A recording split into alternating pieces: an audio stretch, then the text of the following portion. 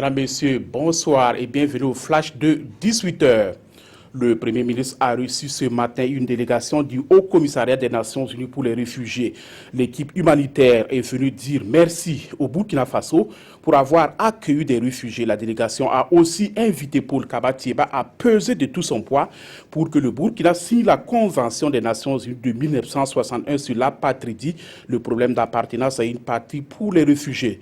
Le chef du gouvernement a également reçu le syndicat de l'éducation, le FSINTER, venu l'informer de l'aboutissement heureux des négociations avec le ministre de tutelle.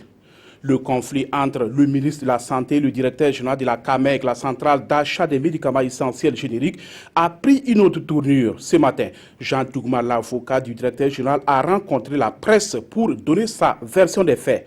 Pour lui, le ministre de la Santé n'a pas à remettre en cause le mandat du DG de la CAMEG.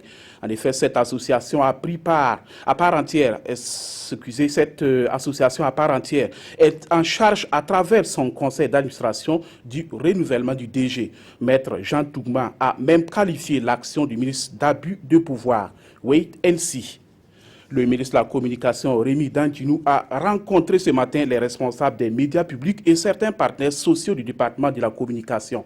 Avec ces acteurs, il a été question des préoccupations des travailleurs des organes de presse publics et des questions comme les frais de production, ces frais qui sont alloués aux agents des médias lors de certaines productions. Le ministre a promis de rencontrer ultérieurement les responsables du syndicat professionnel, le SYNATIC.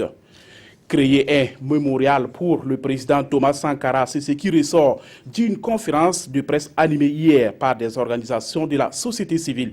L'objectif, c'est rendre encore hommage au père de la révolution burkinabé.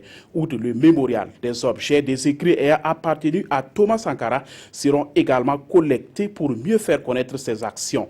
À travers ces mémorials, les organisateurs souhaitent ainsi pérenniser les actions politiques et le leadership de Thomas Sankara qui a marqué l'histoire du Burkina et de l'Afrique tout entière.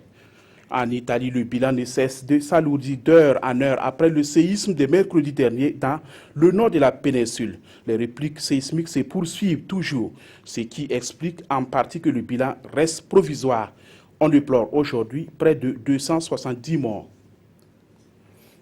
C'est la fin de ce flash. Merci de l'avoir suivi. Prochain rendez-vous de l'actualité, 19h avec Adama Koulibaly et 20h avec Nathalie Kaoré.